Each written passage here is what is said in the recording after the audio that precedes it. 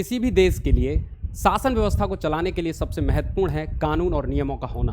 भारत में कानून और नियम बनाने की जिम्मेदारी, उत्तरदायित्व भारत की संसद को सौंपा गया है। इसे भारत का सबसे बड़ा मंदिर भी कहा जाता है। इसी संसद में 20 जुलाई 2023 से 11 अगस्त 2023 तक मानसून सत्र का आयोजन किया गया और इस मानसून सत्र में बहुत सारे विधेयक जो जनता के लिए आवश्यक थे वो पारित किए गए। अब वो एक कानून की शक्ल लेने की प्रक्रिया में है। तो आज हम जानेंगे उन्हीं कानूनों के विषय में। मैं एसपी राठौर आप सभी का स्वागत करता हूं आपके अपने favourite channel exam with Arihant में। तो आइए जानते हैं वो कौन से कानून हैं जो संसद के द्वारा बनाए गए हैं, वो कौन से विधेयक हैं जो संसद ने पास किए हैं। तो सबसे पहले शुरुआत करते हैं कौन से विधेयक के बारे में बात हो रही है। देखिए भाई, एक एक करके सभी विधेयकों को आप लोग देखेंगे। उससे पहले कुछ महत्वपूर्ण बातें इन्हीं विधेयकों के बारे में जो आप लोग जाननी चाहिए, आपको पता होनी चाहिए। पहला तो ये कि लोकसभा में इस बार कुल 20 विधेयक पेश हुए। कितने? लोकसभा में 20 और इसके बाद राज्यसभा में 5 विधेयक पेश हुए। कुल मिलाकर के दोनों सदनों में 23 विधेयक पारित कर दिए गए, 25 पेश हुए और 23 पारित कर दिए गए। 20 विधेयकों पर 1 घंटे से भी कम चर्चा हुई, ये एक महत्वपूर्ण तथ्य है। 9 विधेयकों पर 20 मिनट से भी कम चर्चा हुई। आप समझ सकते हैं कि इसका कारण क्या रहे होंगे कि कानूनों पर इतने महत्वपूर्ण जो देश के लिए जरूरी है, शासन व्यवस्था के लिए जरूरी हैं, आवाम के लिए जरूरी हैं, उन पर कितनी कम चर्चा करने के बाद उनको पास कर दिया गया, यानी कि उनके बारे में बहुत ज़्यादा संवेदनशीलता प्रदर्शित नहीं की गई। 2 विधेयक तो ऐसे रहे जो 3 मिनट के भीतर पारित हो गए। आप समझ सकते हैं इसको। डिजिटल पर्सनल डेटा प्रोटेक्शन जो बिल था वो पास होने में 125 मिनट का वक्त लगा दोनों सदनों को मिलाकर के। और राज्यसभा में 8 दिन विपक्ष की अनुपस्थिति रही, 8 दिन तक विपक्ष अनुपस्थित रहा और उसकी गैर मौजूदगी में कई विधेयक पारित किए गए। पूरे सत्र की बात की जाए तो पूरे सत्र के दौरान लोकसभा में सिर्फ एक ऐसा अवसर आया जब प्रश्नकाल को 30 मिनट से ज्यादा के लिए बढ़ाया गया। प्रश्नकाल वह काल जब मंत्रियों से सरकार के मंत्रियों से सांसद लोग, जनता के जो प्रतिनिधि हैं, वे सवाल करते हैं, पूछते हैं कि क्या हुआ, कैसे हुआ और आगे क्या होने वाला है। तो प्रश्नकाल 30 मिनट से भी कम का चला। लेकिन अब बात करते हैं, देखते हैं कौन कौन से वो विधेयक हैं जो हमारे लिए महत्वपूर्ण हैं और इस मानसून सत्र में पास किए गए हैं।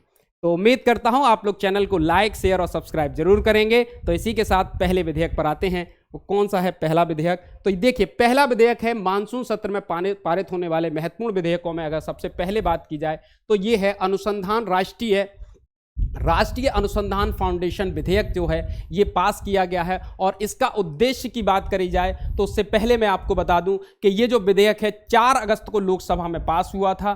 कब? 4 अगस्त लोकसभा में पास हुआ, ठीक है ना। ये लोकसभा में पेश हुआ था, ठीक है, लोकसभा में पेश हुआ। इसके बाद इसके बारे में हम देखें तो ये जो विधेयक है ये विधेयक 7 अगस्त को लोकसभा से, 7 अगस्त लोकसभा और आपके इसके बाद देखेंगे 9 अगस्त को राज्यसभा।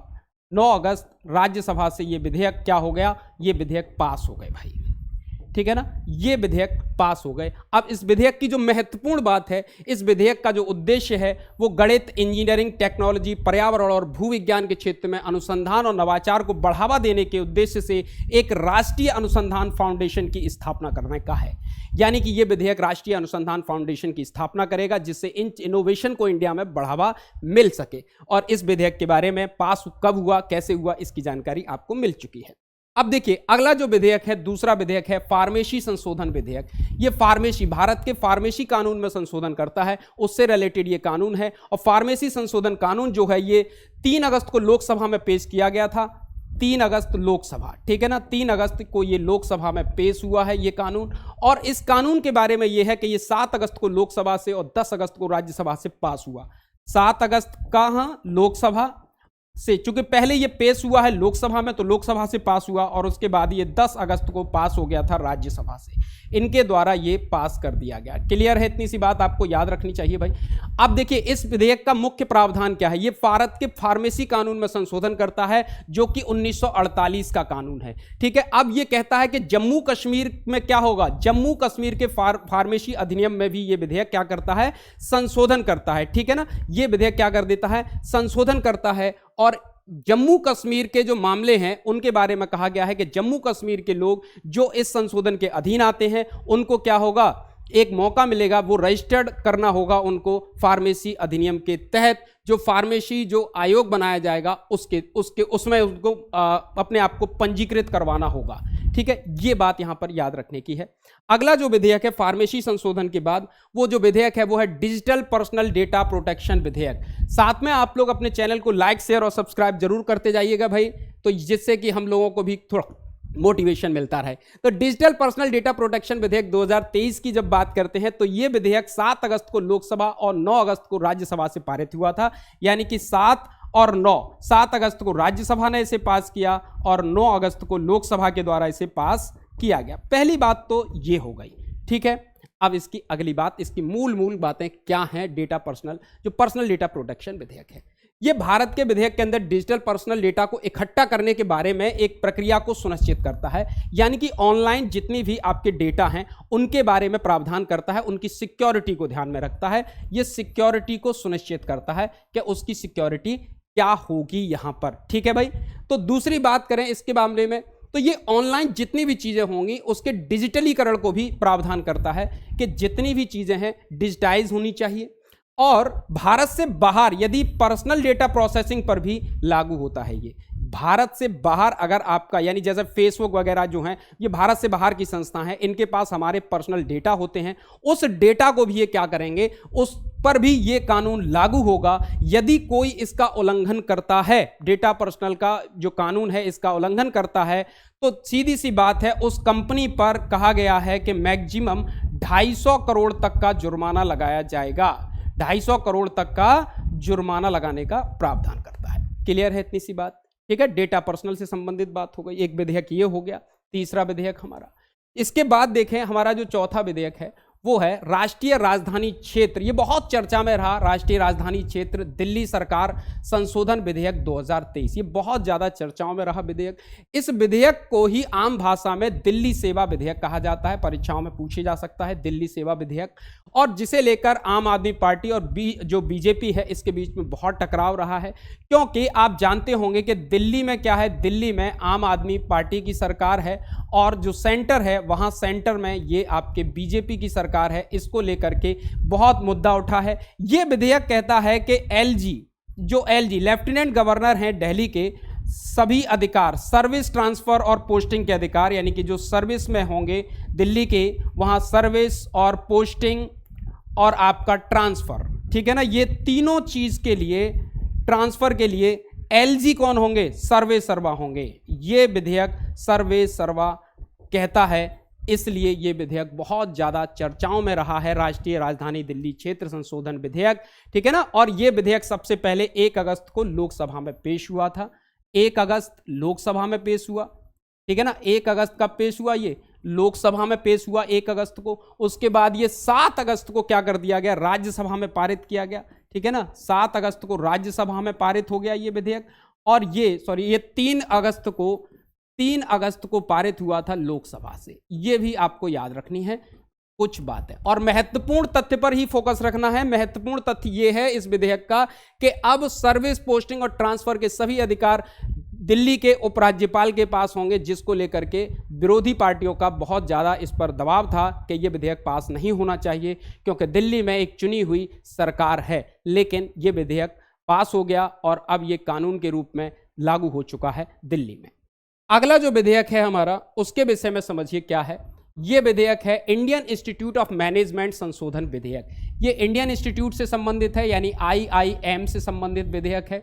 और यह संशोधन करता है भारतीय जो प्रबंधन संस्थान है उनके कानून के बारे में, कामकाज का नियमन करता है। ठीक है, अब यह कहता है, इसका जो मुख्य प्रावधान है वो ये है कि यह भारत के राष्ट्रपति के पास IIM के कामकाज का ऑडिट करने, जांच का आदेश देने और निदेशकों की नियुक्ति करने के साथ साथ हटाने की भी शक्ति होगी। ये सबसे महत्वपूर्ण है इस विधेयक में। आम जो आपका IIM विधेयक है, ये सबसे महत्वपूर्ण बात है। इस विधेयक की बात की जाए तो ये विधेयक 28 जुलाई को पेश किया गया था। कब पेश किया गया था संसद में? 28 जुलाई को पेश किया गया था। इतनी बात और आपको याद रखनी है बस। ठीक है भाई, ये विधेयक बहुत महत्वपूर्ण विधेयक है। इसी के साथ और भी विधेयक हैं जिनको हमें क्या करना होगा, समझना होगा, जानना होगा। ठीक है, तो देखिए भाई, अब बात करें आईआईएम संशोधन विधेयक की, तो इसके बाद एक और नेक्स्ट विधेयक है आपका। देखिए भाई, वो नेक्स्ट विधेयक कौन सा है? तो वो नेक्स्ट विधेयक है अपतटीय क्षेत्र खनिज विकास और विनियमन संशोधन विधेयक 2023। इस विधेयक की खास बात यह है कि यह अधिनियम 2002 के कानून में संशोधन करता है। अपतटीय क्षेत्र कानून है, 2002 के कानून में संशोधन करता है और समुद्री क्षेत्रों में खनन को नियमित करता है, यानी रेगुलेट करता है। अधिनियम प्रस्तावित संशोधन अपतटीय क्षेत्रों में परिचालन अधिकारों के आवंटन की पद्धति के, ये नीलामी व्यवस्था को, अपतटीय क्षेत्रों में किसको बढ़ावा देगा? ये नीलामी व्यवस्था को बढ़ावा देगा। ठीक है भाई, किसको बढ़ावा देगा? ये नीलामी व्यवस्था को बढ़ावा देगा ये विधेयक। ठीक है, ये क्या करेगा? नीलामी व्यवस्था को बढ़ावा देगा। तो आप लोग इस विधेयक के बारे में समझ सकते हैं। देखिए, अगले विधेयक पर बात करते हैं और अगला विधेयक देखते हैं। अगला विधेयक कौन सा है हमारा? अगला जो विधेयक है वो है जन्म और मृत्यु पंजीकरण संशोधन विधेयक, जन्म और मृत्यु पंजीकरण संशोधन विधेयक 2023। जो ये विधेयक है, ये वर्ष 1969 में पारित किए गए अधिनियम को संशोधित करता है। इस विधेयक में रजिस्ट्रार जनरल पंजीकृत जन्म और मृत्यु का एक राष्ट्रीय डेटाबेस बनाएगा। इसको कहा गया है कि एक नेशनल डेटाबेस बनेगा। क्या बनेगा? एक नेशनल डेटाबेस बनाने का ये प्रावधान करता है। ठीक है ना, ये एक नेशनल डेटाबेस बनाने का प्रावधान करता है। और इस विधेयक की खास बात ये है कि ये जो विधेयक है, अगर इसकी बात करें तो ये पेश कब हुआ था? तो ये विधेयक 26 जुलाई को पेश हुआ पार्लियामेंट में। 26 जुलाई को पार्लियामेंट में पेश किया गया था। 1 अगस्त को लोकसभा से और 7 अगस्त को राज्यसभा से ये पारित हुआ।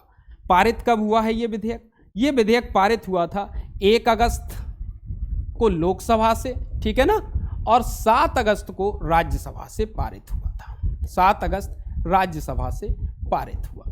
इस कानून का पंजीकरण से संबंधित है। अब सारा कुछ एक नेशनल डेटा के अंतर्गत आ जाएगा। जन्म और मृत्यु के पंजीकरण उसमें होंगे। अभी आपने देखा होगा कि कहीं नगर निगम में, कहीं हॉस्पिटल्स में इसके पंजीकरण होते हैं, लेकिन अब यह विधेयक कहता है कि एक डेटाबेस बना करके पंजीकरण किया जाएगा एक ही सेंटर पर।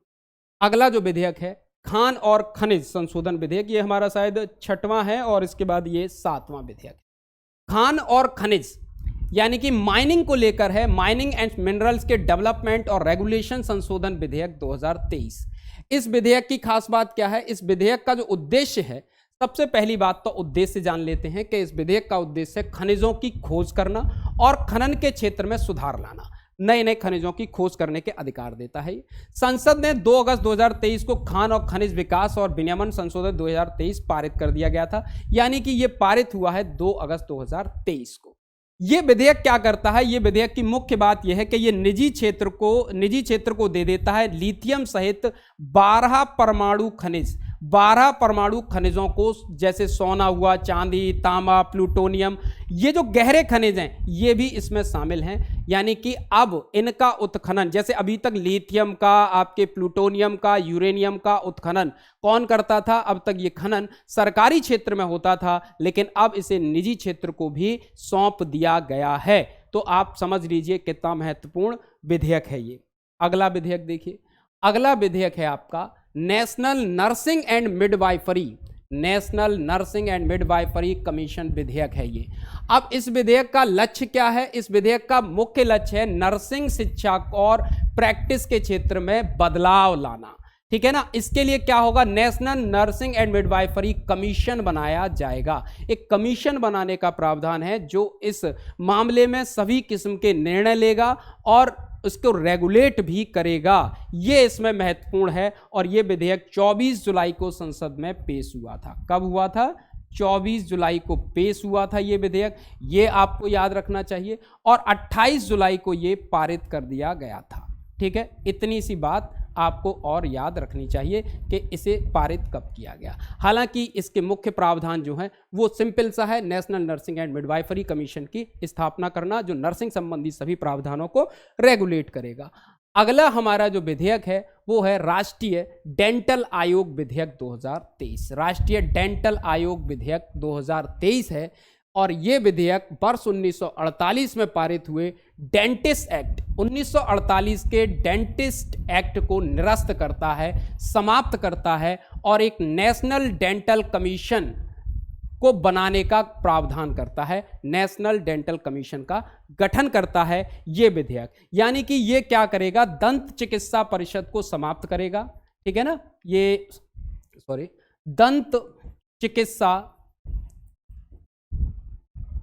दंत चिकित्सा की बात हो रही है, परिषद को समाप्त करेगा, परिषद के स्थान पर बनाया जाएगा, ठीक है ना, दंत चिकित्सा परिषद के स्थान पर स्थापना होगी, इसकी एक बात है।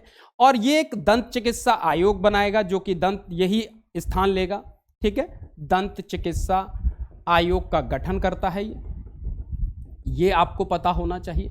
इसी के साथ साथ और 1948 के कानून को निरस्त करता है ये, ठीक है ना, को निरस्त करता है। साथ में ये क्या करता है, जो राज्य दंत चिकित्सा परिषदों की स्थापना करता है, राज्य दंत चिकित्सा परिषद की स्थापना, ठीक है, ये बात आपको याद रखनी चाहिए।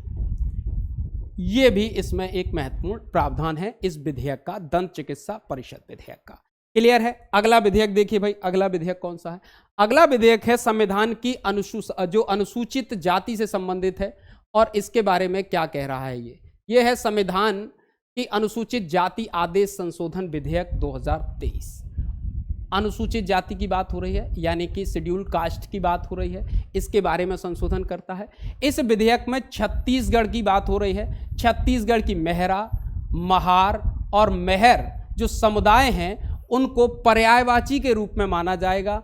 महारा और मेहरा समुदायों को भी इसमें शामिल किया गया है इस विधेयक में, ये भी आपको याद रखना चाहिए। तो ये विधेयक जो है 24 जुलाई को लोकसभा ने पारित कर दिया था। ये विधेयक 24 जुलाई लोकसभा द्वारा पारित हुआ था ये विधेयक, ठीक है, लोकसभा द्वारा पारित किया गया। क्लियर है, इतनी सी बात मैं समझता हूं। और 1 अगस्त को लोकसभा ने पारित किया था इसको और उसके बाद 9 अगस्त को राज्यसभा ने लोकसभा में पेश किया गया था।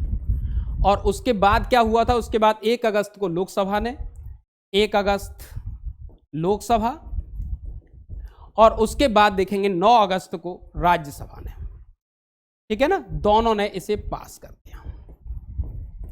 ये हुआ इसमें, यानी कि अब ये अनुसूचित जातियां छत्तीसगढ़ में मानी जाएंगी, बेशक अलग अलग नाम हैं इनके। अगला जो विधेयक है वो देखिए, हमारा अगला विधेयक है आपका सिनेमैटोग्राफ संशोधन विधेयक, यानी कि ये पायरेसी को रोकने के लिए जो सिनेमैटोग्राफ विधेयक बनाया गया है उससे रिलेटेड है। इस विधेयक का जो उद्देश्य है वो साफ साफ है कि पायरेसी को रोकना। क्या करना है, ये विधेयक का मुख्य उद्देश्य क्या है, पायरेसी को रोकना है भाई, ठीक है ना, पायरेसी यानी कि जो कॉपी बना लेते हैं, पायरेसी को रोकना इसका मुख्य उद्देश्य है, ये आपको पता होना चाहिए। दूसरी बात, अब कोई भी कॉपीराइट अगर किसी भी चीज का है तो उसके बारे में अगर कोई व्यक्ति उन कॉपीराइट के मामलों का उल्लंघन करता है तो उसे सख्त दंड दिया जाएगा पायरेसी के नियमों के तहत। इसमें 3 महीने से लेकर 3 वर्ष तक की सजा का प्रावधान है और इसमें 3 लाख से लेकर के जो कुल लागत होगी उस जो चाहे वो कोई सीरियल हो, कोई फिल्म हो या कोई भी चीज़ हो, उसके जो कुल लागत होगी उसके 5% तक का जुर्माना उस पर लगाया जा सकता है। उम्मीद करता हूं आप लोग इस बात को समझ रहे होंगे। अगले विधेयक पर आते हैं। अगला विधेयक है आपका, देखिए अगला विधेयक है तटीय जल कृषि प्राधिकरण, तटीय जल कृषि प्राधिकरण संशोधन विधेयक 2023। ये विधेयक क्या है, ये तटीय जल कृषि के बारे में एक प्राधिकरण की स्थापना करने की बात करता है। आप जानते हैं भारत की तट रेखा के बारे में, तट रेखा के संबंध में, और वहां पर जो मछुआरे रहते हैं और जो किसान रहते हैं वो तटीय एग्रीकल्चर भी करते हैं, कृषि करते हैं, ये उसको रेगुलेट करेगा। तो तटीय जल कृषि के बारे में ये सभी तरीके के निर्णय लेता है और देखता है। इसमें आप देखेंगे कि जैसे इसमें कहा गया है कि पिंजरे की संस्कृति, समुद्री शैवाल संस्कृति आदि को तटीय क्षेत्रों में ज्यादातर CRZ विधेयक को भीतर लाया जा सकता है। एक CRZ विधेयक है, एक आयोग है, उसमें इसकी परमिशन यहां पर ली जाएगी, ये आपको याद रखना चाहिए। इसमें कहा गया है कि अब जो कहा गया है वो ये कहा गया है कि अब कृषि के लिए CRZ से परमिशन की आवश्यकता नहीं है। ठीक है, तो ये बात आपको याद रखनी है कि आवश्यकता नहीं है भाई।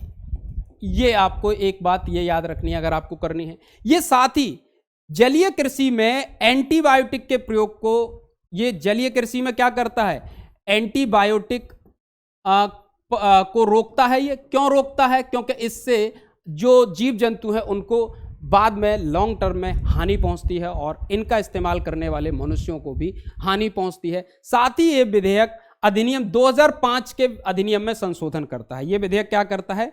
2005 के कानून में संशोधन करता है जो जलीय कृषि से संबंधित है। ठीक है, ये संशोधन को लेकर के बनाया गया कानून है। इतनी बात आपको इसमें याद रखनी चाहिए। हालांकि इसको पास किया, जो पेश किया गया था लोकसभा में, वो 5 जो संसद का जो सत्र चल रहा था आपका, क्या कहते हैं इस सत्र को, क्या कहा जाए, जो बजट सत्र था उसके समय पर पेश किया गया था। और हालांकि 7 अगस्त को लोकसभा से और 9 अगस्त को राज्यसभा से पारित किया गया था। 7 और 9 अगस्त, 7 अगस्त को आपके लोकसभा और 9 अगस्त राज्यसभा, इन दोनों के द्वारा क्या कर दिया गया, ये पास कर दिया गया था। मुख्य प्रावधान आपको याद रखने चाहिए, ये सबसे महत्वपूर्ण। अगले पॉइंट पर आते हैं। अगला जो विधेयक है वन संरक्षण संशोधन विधेयक 2023। ये भी इंपॉर्टेंट विधेयक है कि वन संरक्षण को लेकर है, फॉरेस्ट कंजर्वेशन को लेकर के ये विधेयक है। और ये विधेयक 29 मार्च 2023 को लोकसभा में पेश किया गया था। ये कब किया गया था? 29 मार्च, वही बजट सत्र में 2023 को लोकसभा में पेश किया गया था। इतनी बात आपको याद रखनी चाहिए। पास मानसून सत्र में हुआ है, पेश बजट सत्र में किया गया था। इसको इतनी बात याद रखनी है बस, आपको और कुछ नहीं है। 26 जुलाई लोकसभा और इसके बाद देखेंगे 2 अगस्त राज्यसभा।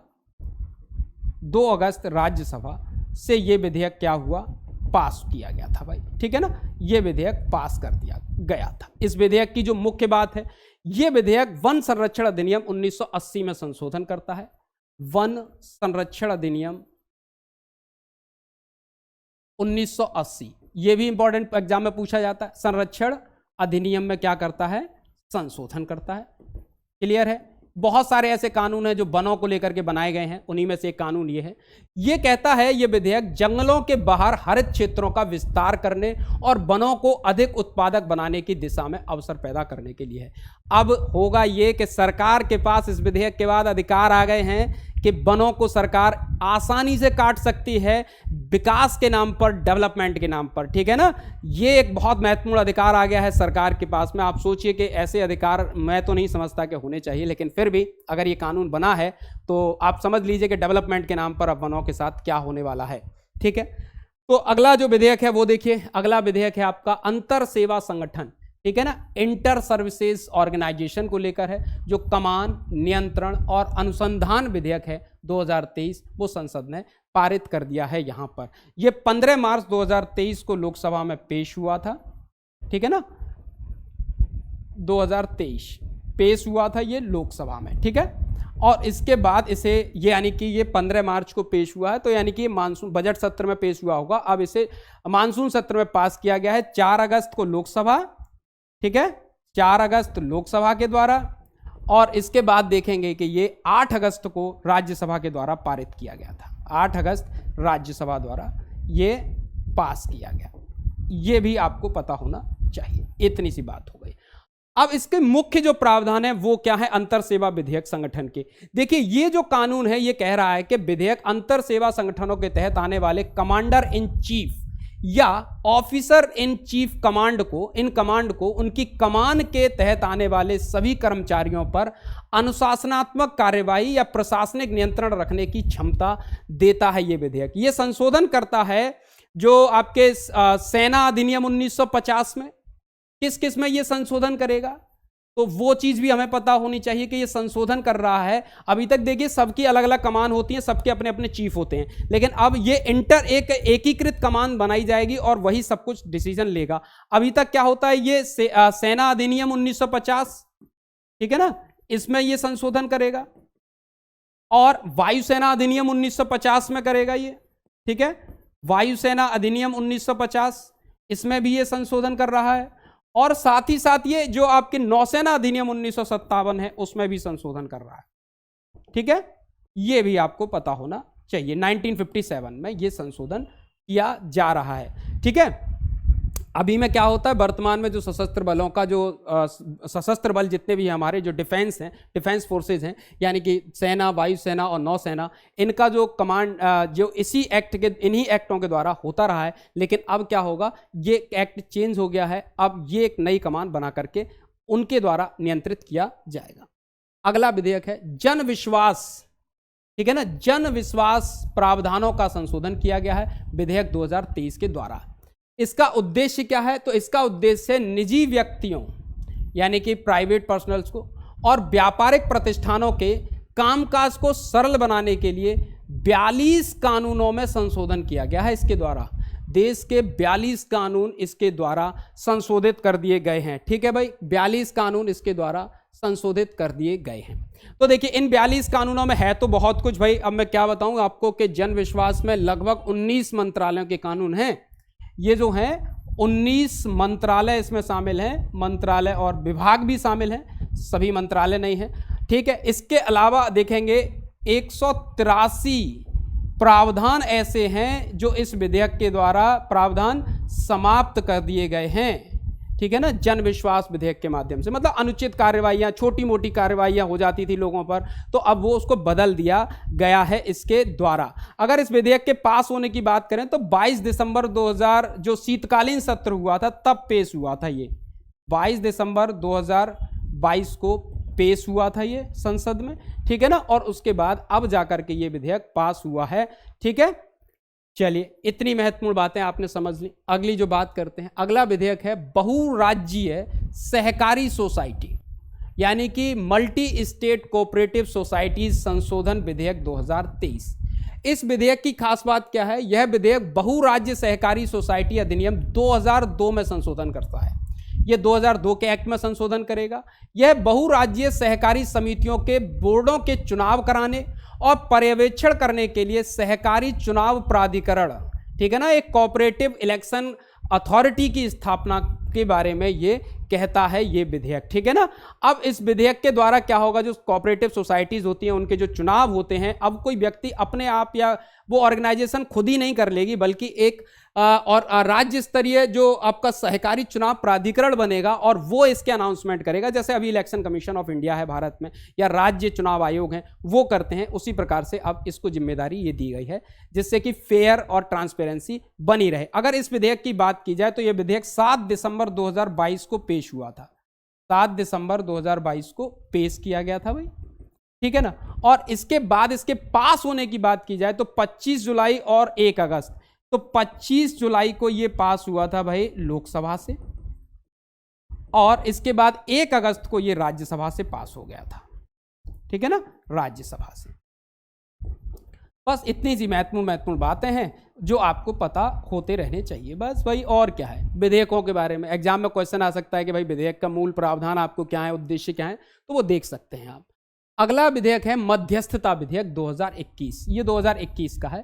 इस विधेयक का जो उद्देश्य है वो न्यायालय या ट्रिब्यूनल, दोनों चीज, या तो कोर्ट या फिर ट्रिब्यूनल के हस्तक्षेप की मांग करने से पहले, देखिए होता क्या है कि कहीं कोई विवाद हुआ तो सबसे पहले लोग कोर्ट चले जाते हैं या कोई ट्रिब्यूनल चले जाते हैं, तो उस पर जाने से पहले मध्यस्थता के माध्यम से मामले को निपटाने की ये आपकी स्वीकृति देता है। विवाद को निपटाया जाए सबसे पहले, ये है। हर कोई चाहता है कि विवाद कोर्ट में जाने से पहले क्या हो, कोई मीडिएटर इस मामले को सुने और मामला यहीं निपट जाए, क्योंकि कोर्ट में वैसे ही बहुत सारे मामले हैं। तो 2 मध्यस्थता सत्र होंगे इसमें। कितने मध्यस्थता सत्र, एक बार में बात समझ में नहीं आती है तो दूसरी बार के लिए तक का प्रावधान है।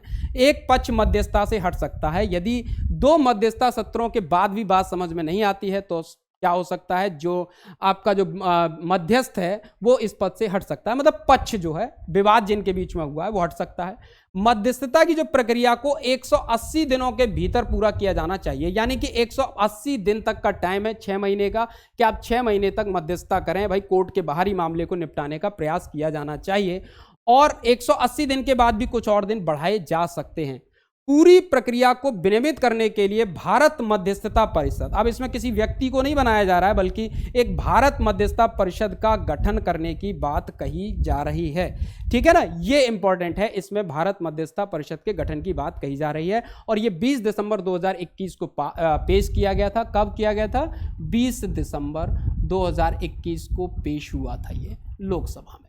ठीक है ना, ये तब पेश किया गया था और 1 अगस्त 2023 को राज्यसभा ने पास किया है इसे। कब पास किया गया है इसे 1 अगस्त 2023 को राज्यसभा के द्वारा पास किया।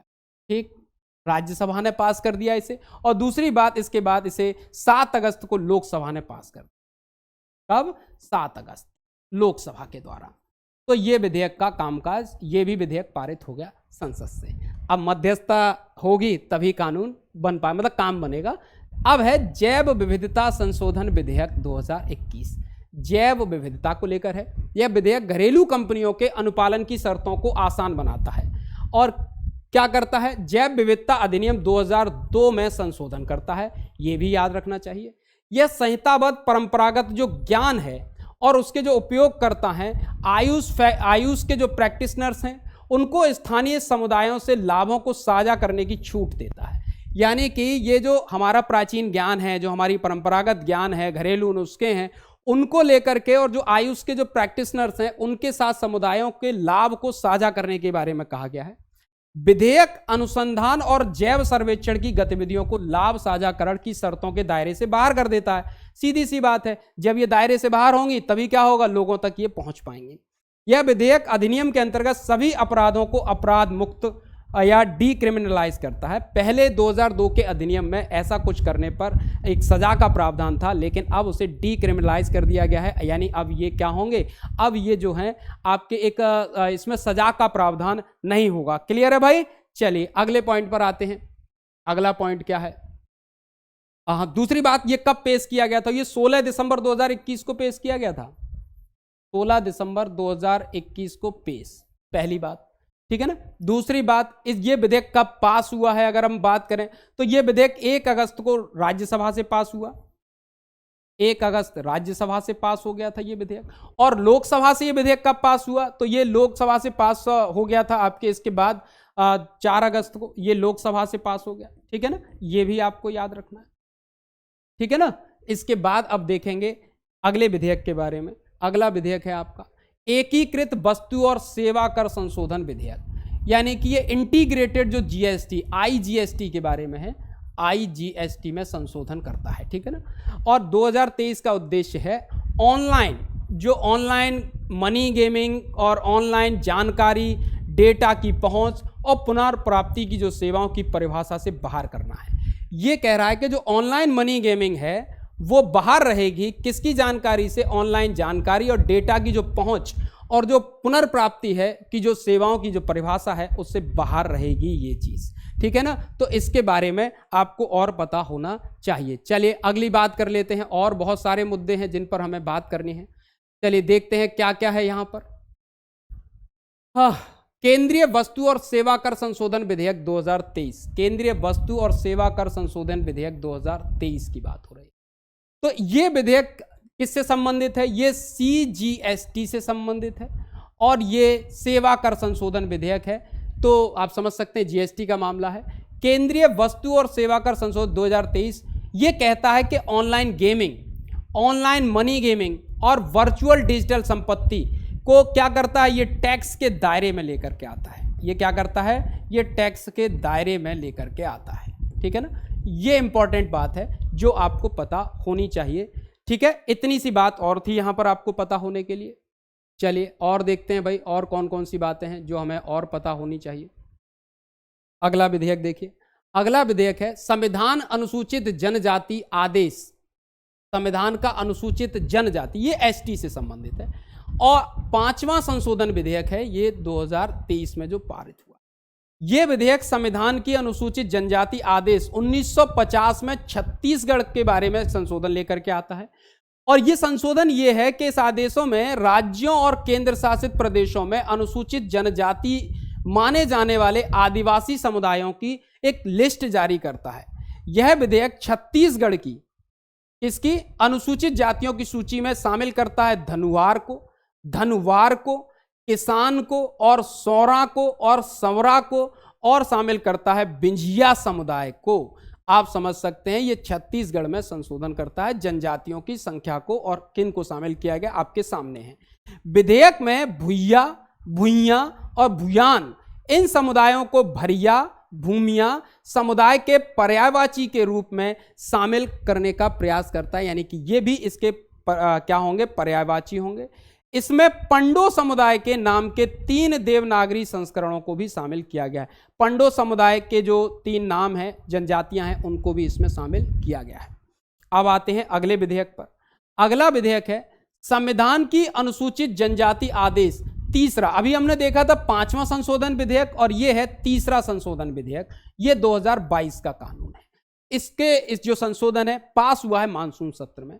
यह विधेयक हिमाचल प्रदेश को लेकर है। 5वां संशोधन था किसको लेकर? छत्तीसगढ़ को। और तीसरा संशोधन है हिमाचल प्रदेश के संबंध में। संविधान में जो अनुसूचित जनजाति आदेश 1950 के बारे में कहता है कि विधेयक में सिरमौर, हिमाचल प्रदेश के सिरमौर जिले के ट्रांसगिरी क्षेत्र की एक जनजाति है हाटी। कौन सी जनजाति है? हाटी समुदाय को हिमाचल प्रदेश में अनुसूचित जनजाति की सूची में शामिल करता है, यानी एसटी कैटेगरी में शामिल करता है। किसको? हाटी समुदाय को। ठीक है, इतनी बात आपको यहां याद रखनी चाहिए इस विधेयक के बारे में। अगला विधेयक देखिए। अगला जो विधेयक है आपका, उम्मीद करता हूं ये सभी विधेयक आपके समाप्त हो गए। अगला विधेयक क्या? ये जो विधेयक हैं यही वो 25 विधेयक हैं आपके, जिनमें से 23 विधेयकों को पारित कर दिया गया है संसद के द्वारा।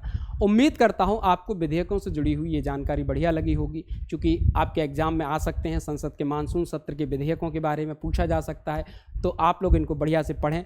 अब उम्मीद करता हूं कि आप क्लास को लाइक शेयर भी करेंगे और चैनल को सब्सक्राइब भी करेंगे। तो इसी के साथ हमारा ये वीडियो समाप्त होता है। Thank you so much.